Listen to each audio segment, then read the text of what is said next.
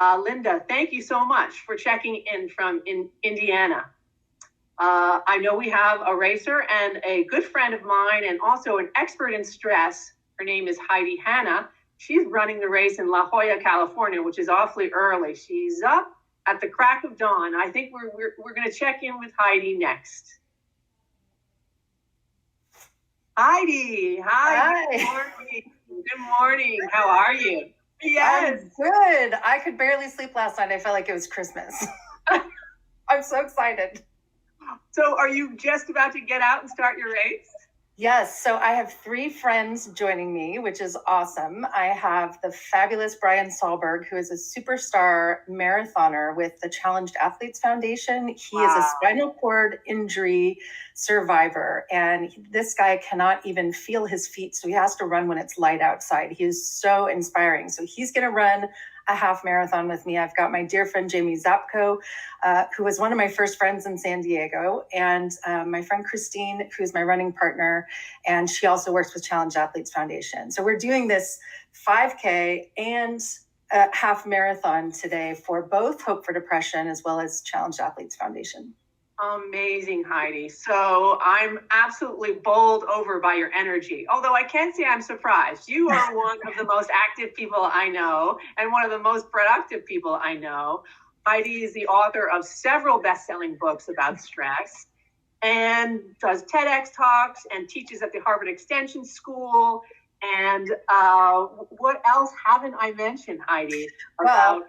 Most importantly, I get to collaborate with you, and that is why I'm so excited, because I am not always like this. I am not naturally an Energizer bunny. So for those who are watching and feeling like this is very unrealistic, it is unrealistic to be happy all the time. And one of my favorite things that I realized going through my own struggles with depression is that happy people have sad days too, and that range of emotions that we experience is really healthy. However, we can get stuck in that sometimes. And as you know, Louisa, last year I went through 10 months of debilitating depression. And the thing that really got me going again was things like this organization and having meaning and purpose, but also physical activity. And there was times, because I got sick with COVID really early before we really knew what was going on, there were times all I could do was walk around the block. And I just had to kind of force myself to do that and be okay with just that. And I'm thrilled that now I've got my health back. I'm happier than I've ever been. And we're working on some really cool projects together. Yeah, I'm thrilled for you too. But it's so interesting what you say about, there we go. Our color. Yes. What you say about walking around the block, even just getting up and doing that, exercise, walking is one of our body's natural braking mechanisms when we're experiencing stress. And we do have natural braking mechanisms, a lot of them, because of modern day life, we don't employ as often as we should, because we're sitting at work or we're sitting in front of computer screens, and especially now in COVID, of course, we are not with community that makes us feel valued and loved. So all of these natural braking mechanisms and exercise is one of them. Yes, and it's why I'm so glad you guys are doing this virtual event, and I'm saying you are crushing this.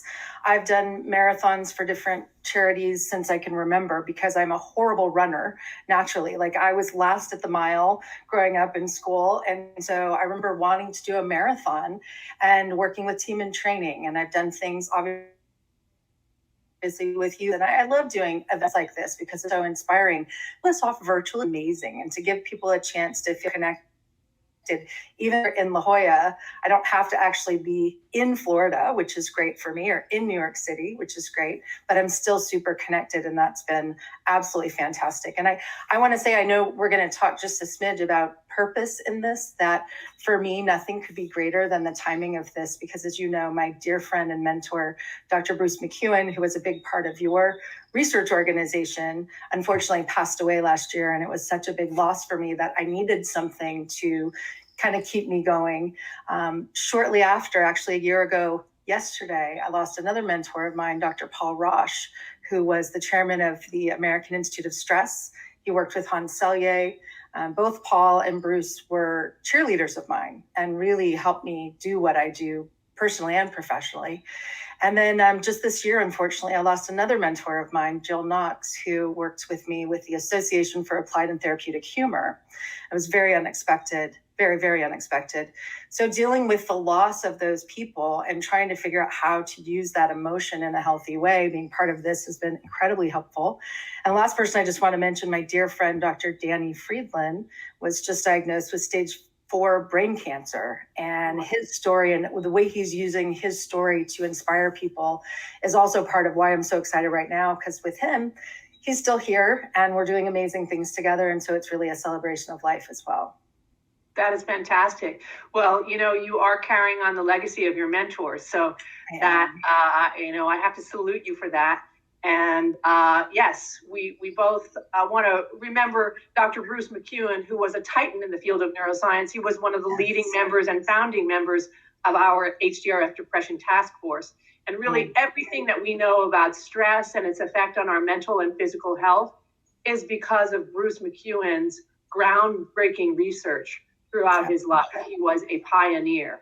And and I'll never forget, I'll be posting more pictures of him. Of course, I'm raising money for a scholarship fund in his name for a next generation mental health program we're going to be working on together called Brain Boss. And we'll talk more about that soon, I'm sure. But I want to really honor his legacy as well as those of my other mentors and keep that going. I will never forget getting to watch him speak live here at the University of California, San Diego, and giving him a copy of my book and him sending me the kindest note afterwards on my book. And it's terrifying to do that to somebody that you respect so much, but he was so encouraging. He connected me with you guys, and I'm just absolutely delighted to be here and excited to go run.